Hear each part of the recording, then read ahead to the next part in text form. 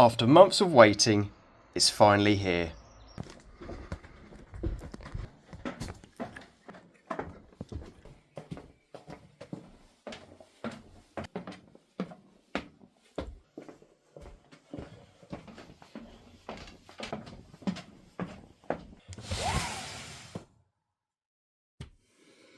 Let me move this out your way. Welcome back. We are back again, and this time it is an unboxing, and you'd think by the looks of that box it is an entire freight train. Well, you're wrong. It is one Loco. Quick story. Basically, I did start this filming. I started filming this particular video a few days ago. My phone, literally 5 minutes before I started filming, it actually had an update, and what I didn't realise was it put the video settings back to how it was standard, which is putting video into, is it HECV or HEVC, whatever it is, I don't know. There's a few systems that don't read it. So I done most of the filming, got to the editing suite, and yeah, so I've had to start all over again. And in the meantime, I'm developing a cold as well. So life's great, and my Instagram's been hacked as well. So that's something else I got to sort out. Right. So what is this? So I received an email. It was Monday. Basically I missed it somehow or other. I don't know how that come about, just to say that this was being delivered, but also I was expecting 2 other parcels as well. So it was 5 wagons in total, 3 of the same and 2 of same house. And then I see this turn up. I was like, oh, Christmas has come early. So but before I show you, I'd just like to say a massive thank you to everyone who's liked, subscribed and viewed the videos. And also if you've left a comment, I shall get back to you very, very soon. I think we've literally just reached 1,400 subscribers. So thank you so much. And I think it's now over 320,000 views. So thank you to everyone. And secondly, guess what? It wouldn't be the same without a good cup of tea. So cheers. Got a little bit of honey in that just to soothe the throat. Right, let's get to it. Remember, safety first. So the first time I unboxed it, I hadn't actually seen it. So obviously I've seen it now. So not that the novelty's worn off already, just to clarify. So what do we have? Ladies and gentlemen, please welcome to the incredible, long-awaited, I don't know, how long has it been? 6 months? 6 months easily, that is correct. The Accurascale Exclusive Class 50 149. Right, let me move this lot out of your way. There we go. Right, what do we have? Ooh. So, there you go. Class 50 149 in Railfreight General livery. So, in the box is obviously the exclusive edition. So it has the livery of the Loco on the box as well. Just looks brilliant, I tell you. There we go. Right. Look at that. Right, so the usual paper. I'll go through this in more detail just very, very soon. So, but obviously you have that. So that is just a breakdown of everything. And then you obviously have the functions list. You also have the manual, and you also have the little plaque that's signed by everybody at the team at Accurascale. That's a lovely touch. And it's not numbered either, as in terms of 1 of 500 or anything like that. So, which doesn't really bother me at all. So, obviously you need to read these. This is regarding controllers and things like that. And this is what you want to see. Look at this. This is lovely, ain't it? We like this a lot. So, what do you have? Obviously you have snow plows, various pipe work and things like that. You also have etched nameplates and various other etched bits as well. Not that you can see it because it's within the cardboard. Look at this. Oh, there we go. Welcome to Class 50 149. 9. But you don't want to see it in my hand. You want to hear a little bit of history and you want to see the paperwork. So sit back and relax. There you go. There's her on her side, Defiance.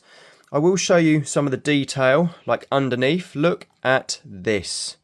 Look at all of this. So you even have the moulded traction motors as well.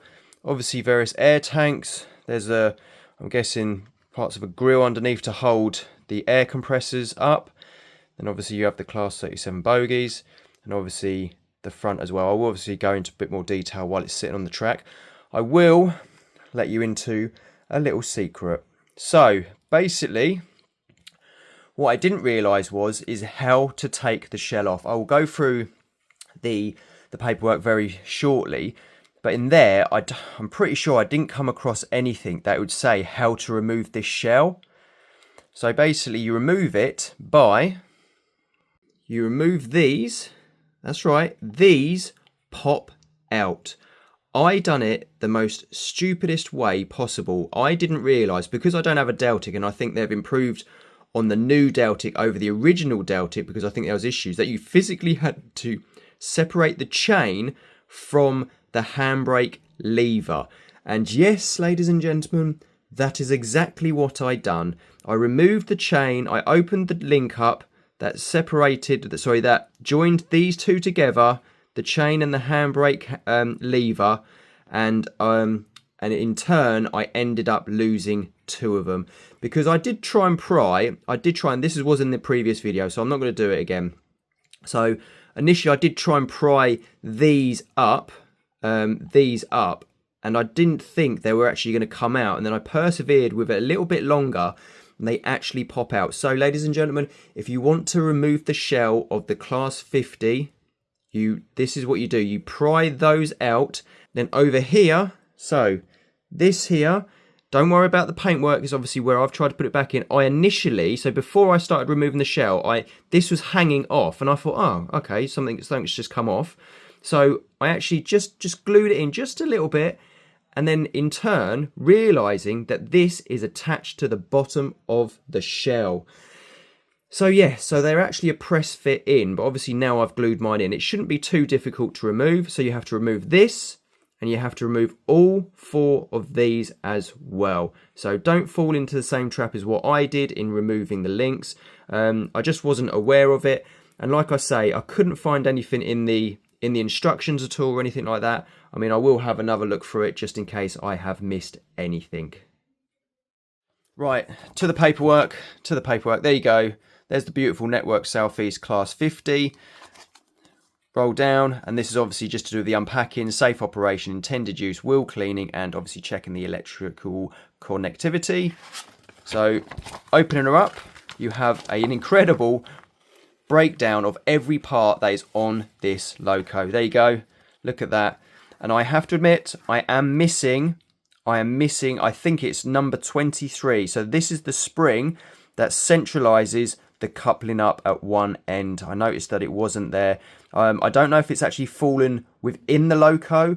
I couldn't see it in the box at all or anything like that. I mean, I know it's quite a small part, so the spring obviously centralizes this coupling up. So I am missing that.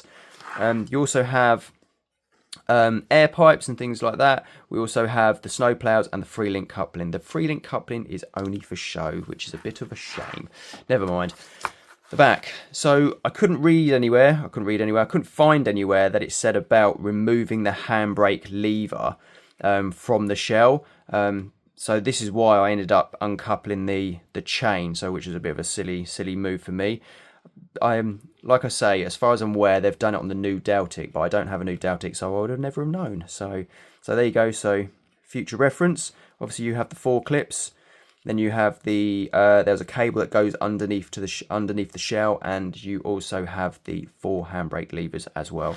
Fitting crew, I'm not too sure if I will fit crew or not. I mean, maybe further down the line I will consider it. So right, there you go. Moving on.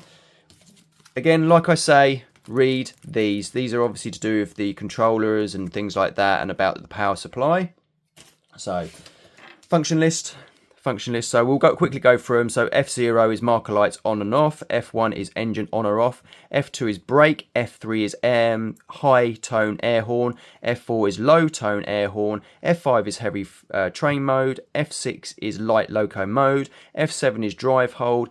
F8 is cold start, ETH mode, wait 10 seconds from idle to ETH mode. So I'm not too sure what that is, but that induces the cold start, and that is epic. So F9, two-tone horn. F10, carriage door slams. F11, flange squeal. F12, short high air horn. F13 is short low air horn. F14 is buffer up. F15 is rail joints. F16 is guard whistle. F17 is clean air plant hoover sound. F18 is fade out sound, so if you just want to continue running the train with no sound on. F19 is left tail light on or off. Flip over. F20 is headlights on. That's the main high intensity headlight, that is, just to clarify. F21 cab lights on or off. F22 desk lights on or off. F23 is the right hand tail light on or off. And F24 is engine room lights on or off, and F25, last but not least, is the Spirex valves, and those are the valves that sit on the bottom of the air tanks, as far as I'm aware, and let water drip out of the air tanks themselves. And if I'm wrong, please correct me. Right, there we go. So that is signed by the team at Accurascale, just a bit of authenticity. So it's an Accurascale exclusive edition. BREE Type 4 Class 50 5149 Defiance Railfreight General. There you go. That is everybody at the team. That's a lovely little touch. There we are. There we go. Right, to the booklet. So the information in this booklet must not be given to the public. Oh, I do love this. Got the old staple as well. Obviously it's not a real staple, just to clarify. And then obviously you got the punch holes. Class 50 model locomotives. There we go. So right, what we got. I won't go into too much detail, but obviously you got some really lovely pictures and illustrations. There you go. There's an advertising poster. So 2,700 diesel electric for British Rail. Wow, those were the days, eh? You also have these. That's very early editions of the Class 50, because you've got no intensity, high intensity headlight. There you go. Now we're getting the headlight in there, and on this one as well. Again, I haven't read many of these. I should do, really, because I know one of them was a really incredible read. There we go. That's my one for Defiance. There's some more. So Dutch livery and the GWR, which was Sir Edward Elgar, and I believe he was an English composer, if I am correct. Look at that. There we go. Water to Exeter. Look at that. Look how beautiful that looks in the Pullman livery. There you go. There's one on Jacks. There's GBRF, and also in Local. Look at that, and look how incredible that is. How nice does that look? I never realised they'd done a intercity colours. Obviously more GWF. This here, ladies and gentlemen, is the latest one of what I have. So I have 50149, and then it got reverted back to 50049. But I'm not too sure if it retained the lower geared bogies from the Class 37. If you know, please let me know. There you go, even with the coffee stains on the back. There you go. So you've seen some of the paperwork. Now here's some of the history. The Class 50s came about due to the need for a more powerful locomotive. This was to replace the very much underpowered Class 40. With only 2,000 horsepower, it was found that it was only marginally better than the steam locos it was replacing. It was the BTC, or British Transport Commission, that required English Electric to provide another Type 4 locomotive that was capable of 90 mph top speed and to be lighter than the Class 40, which tipped the scales at 135 tonnes. The Class 40 was also made by English Electric. The prototype of this new locomotive came in the form of a Deltic. Yes, that's right, a Deltic. But instead of the two Napier Deltic engines pushing out over 3,000 horsepower, they were replaced with a single power unit from English Electric, the 16 CS VT, producing 2,700 horsepower. The donor Deltic had a number of changes to accommodate the single power unit and was known as DP2, or Development Prototype 2.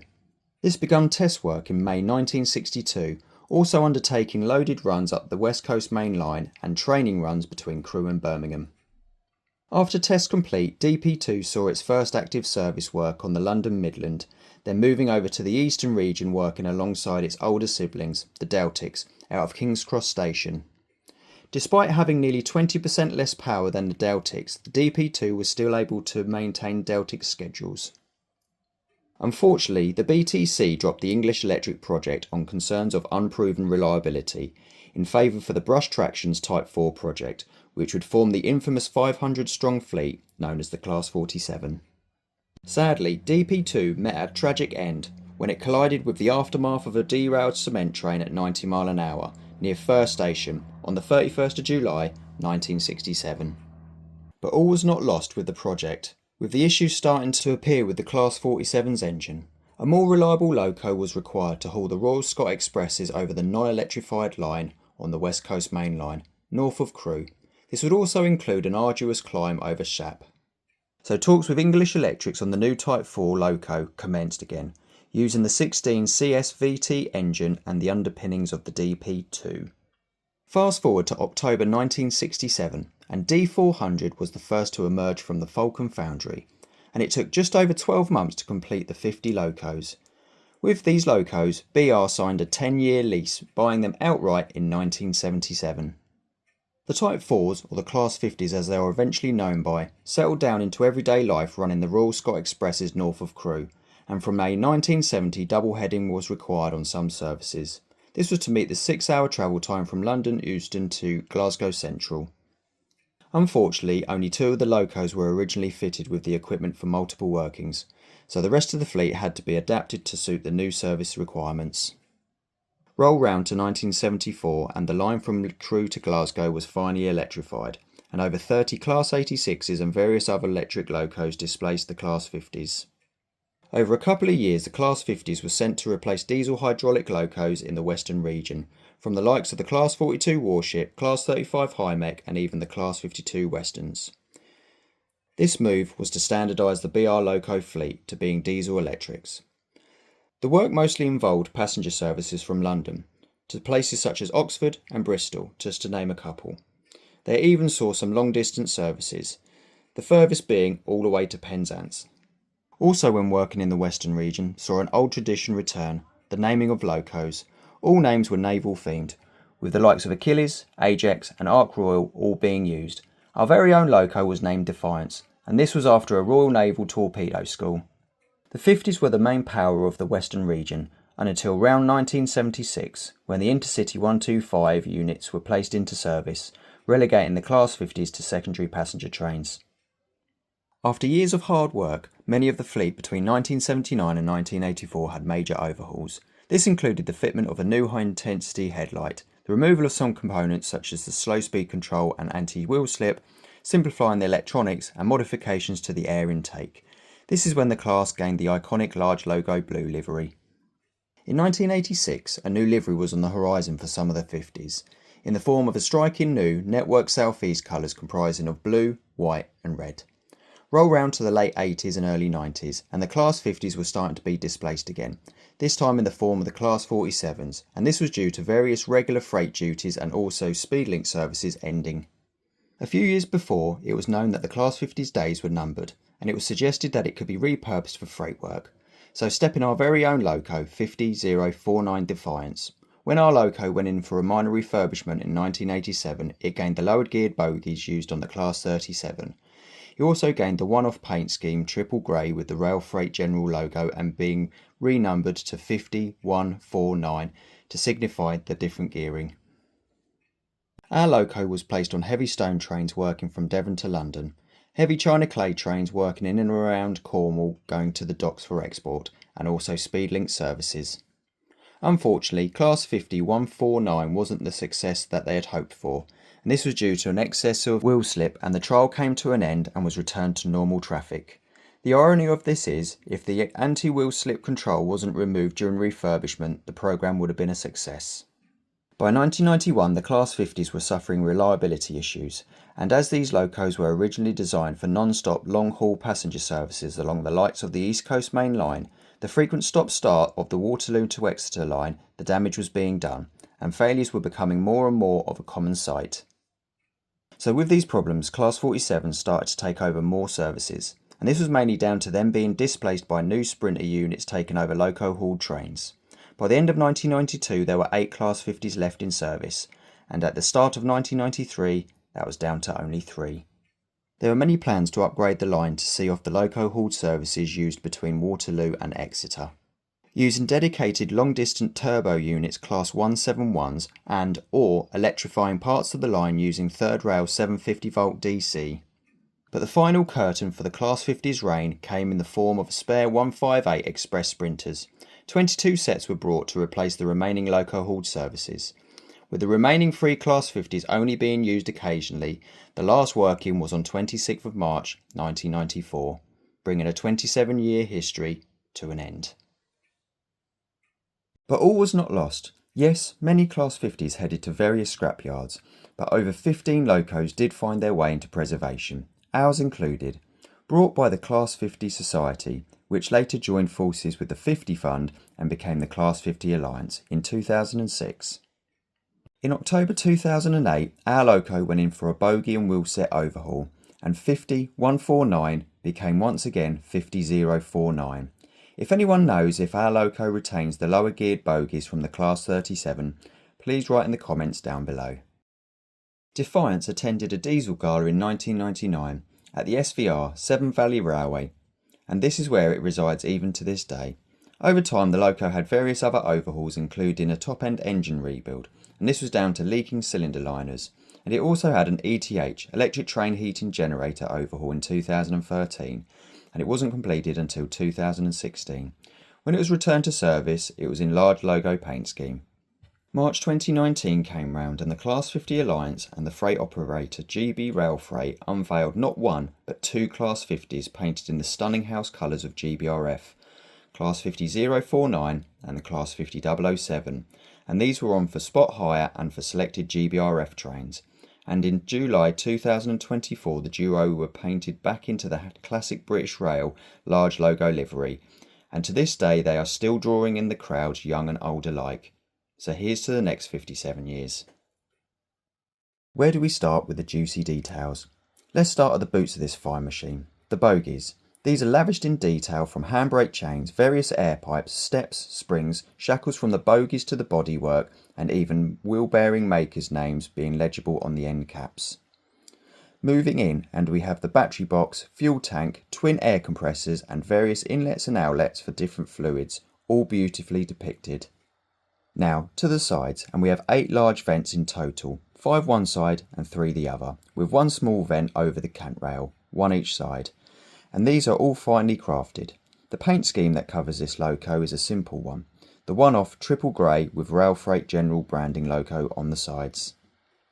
To the front of the Loco, and we are greeted with more amazing detail, the handrails, multiple working cable, ETH equipment, fine-edged wipers, directional lightings and warning notices, all beautifully recreated. Moving to inside, and this is treated to the same high standards as everywhere else, with various levers, data and warning panels, and interior lights and the Accurascale signature feature, illuminating dials. Now onto the roof, and like the sides it's a relatively simple affair, with engine room doors, the 4 exhausts and various other hatches all elegantly recreated. But the jewel in this crown is the fine edged mesh covering the working fan.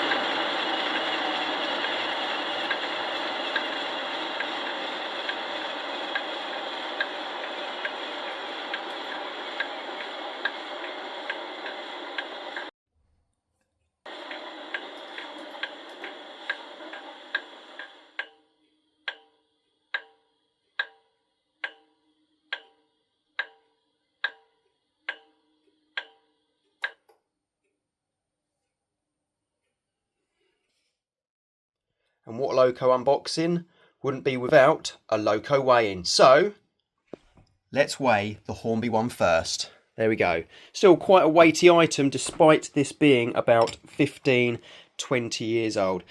There you go, 668 grams. Right, now time for the Accurascale. Are we ready? Wow, 700 grams exactly. There we go. What do you think? That sounded absolutely incredible. And if you don't know, that was a cold start on a Class 50, and that is how all cold startups should be. So you push F8, push F1, and obviously then you let it go. Because you can imagine this being on a cold winter's day, trying to get some heat into the cylinders. And all we need to do now is replicate some flames coming out the exhaust. That'll be for another time. What else?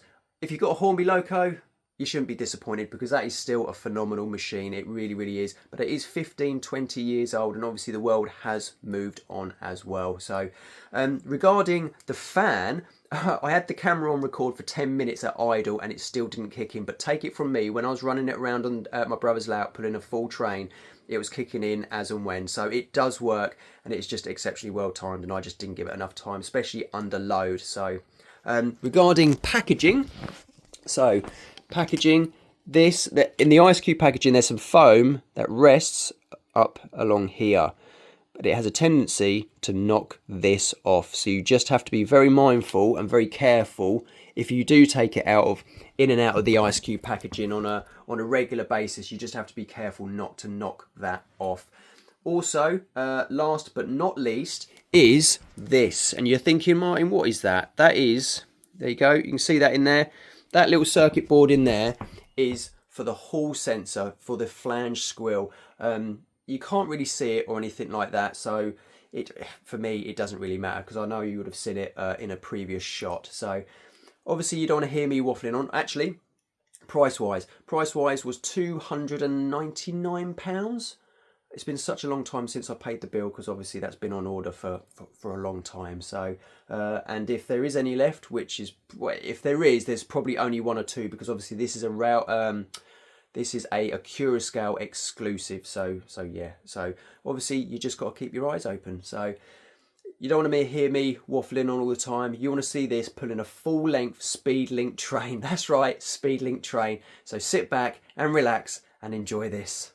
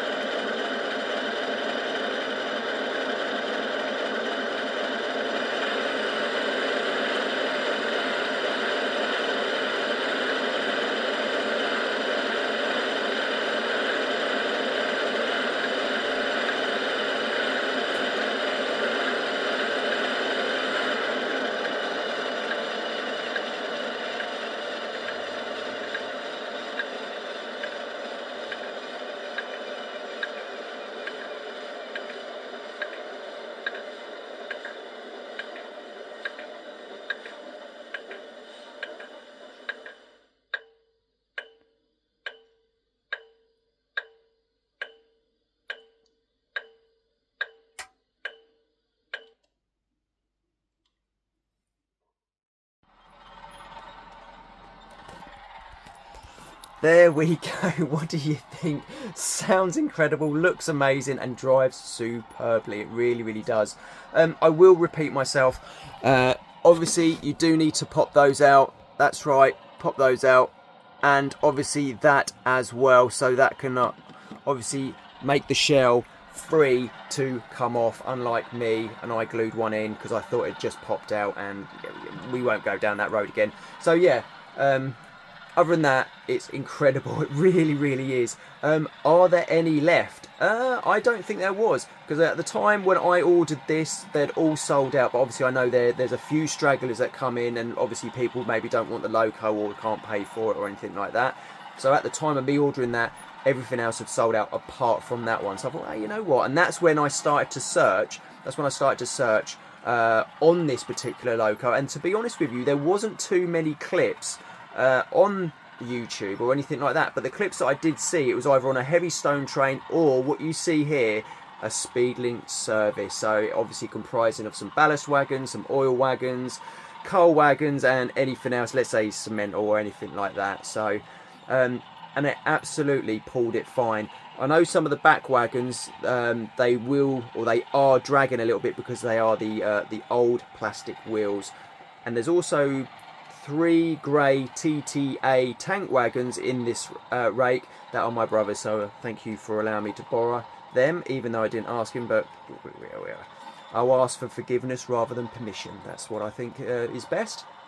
Right, regarding the train at the front, the 37, that's my brother's, so a massive thank you to him, and obviously a massive thank you to him for allowing me to run everything round, and his links are down below. I did have my Instagram, like I mentioned earlier. It has been hacked, so it is currently suspended, so whoever hacked me got the account suspended. Yeah, so I now need to, I don't even know, to be honest with you, so I need to try and get it back if I can. So yeah, so I don't, as it stands, have an Instagram account. Never mind. So if you've enjoyed the video, please consider giving it a like and a subscribe. And until next time, thank you so much for watching. See you later.